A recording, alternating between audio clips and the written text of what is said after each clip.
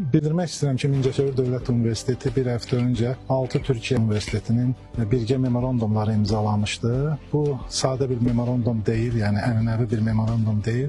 İkili təhsil proqramları və proqramın eyniləşdirilməsi məqsədi güdülür. Ona görə Türkiyə tərəfinin də xüsusi tələbləri var idi ki, universitet sənaye yönündə universitetin formalaşması üçün və dövlət sənaye universitet əməkdaşlığının yaranması üçün bu sammitlərə ehtiyacları var və bilirsiniz ki, bugün 110-dan artıq dövlət sənaye şirkəti nümayəndələri burada iştirak edirdilər sammitdə və onlar ən çox tələbələrin ehtiyac duyduqları təcrübə yerləri, 800-ə yaxın təcrübə yerləri bu günləri təqdim edilər.